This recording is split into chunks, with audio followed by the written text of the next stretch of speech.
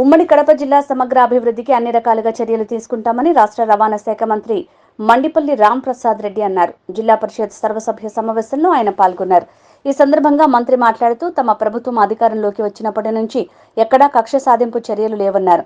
ఇంత సుదీర్ఘంగా గతంలో ఎప్పుడూ జడ్పీ సమావేశం జరగలేదన్నారు.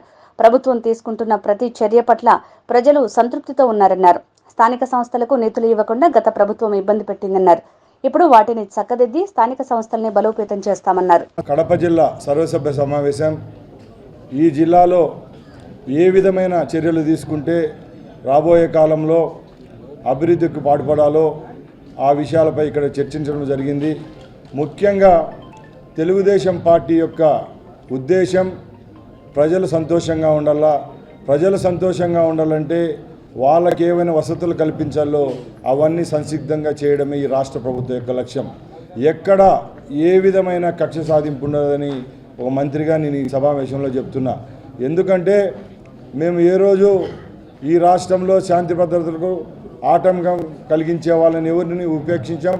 పోలీస్ పరమైన ఇంకో ఏ పరమైన ఎవరికైనా ఒకే న్యాయం చేపడతామని మా ముఖ్యమంత్రి గారు ముందే చెప్పడం కూడా జరిగింది.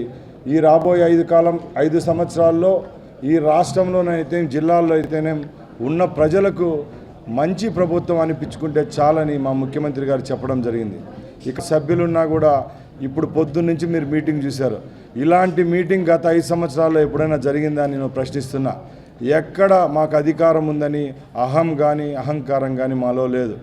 మేము రాబోయే తరుణాల్లో కూడా ఒకటే చెప్తున్నాం, తెలుగుదేశం పార్టీ ప్రజా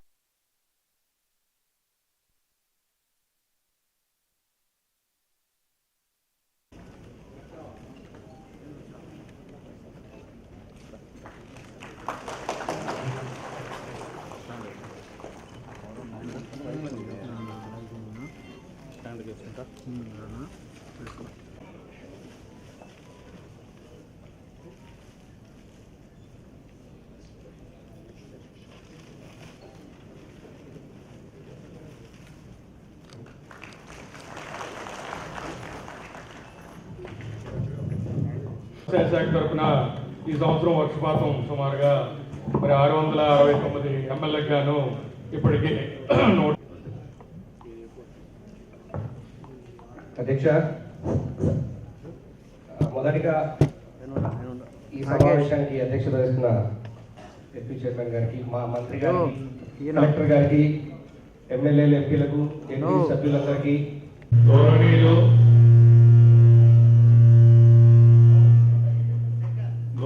సేవా కేంద్రాల్లో మరి ఎరువులు ఆల్రెడీ సుమారుగా 1250 మెట్రిక్ టన్నుల వరకు ఉన్నాయి సార్.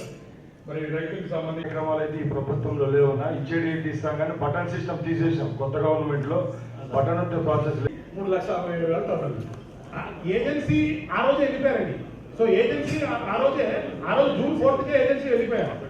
మాకు హ్యాండ్ ఓవర్ మాకు జూన్ 3వ తారీఖు మనం ఏరియా కానీ డిఏపి ఇట్లా సప్లై చేయాలి సచివాలయాలు.